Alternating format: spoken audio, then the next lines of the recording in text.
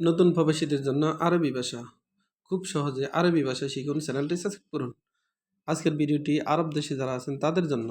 জিয়াদা এর অর্থ বেশি। আমরা বলি বেশি, আরবিতে বলতে হবে জিয়াদা। জিয়াদা এর অর্থ বেশি। সোগল এর অর্থ কাজ। আমরা বলি কাজ, আরবিতে বলতে হবে সোগল।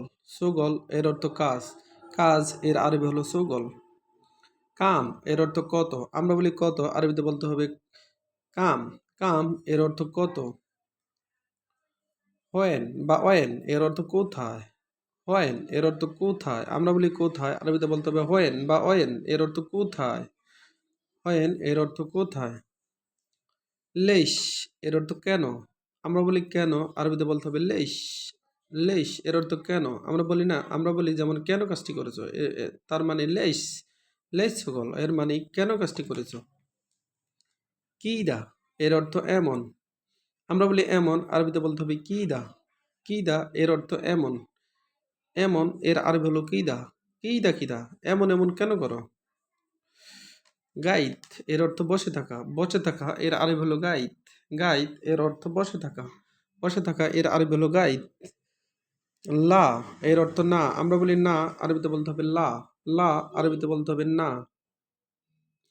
লা বাংলাতে হবে না। না এর আরবি হলো লা। নফর এর অর্থ মানুষ।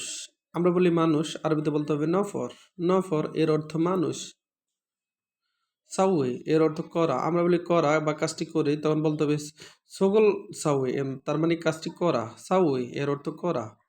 সিদা এর অর্থ সোজা। সিদা এর অর্থ সোজা। লাজিম এর অর্থ অবশ্যই। আমরা বলি অবশ্যই বা অবশ্যই কাজটি করব। লাজিম সকল। লাজিম এর অর্থ অবশ্যই।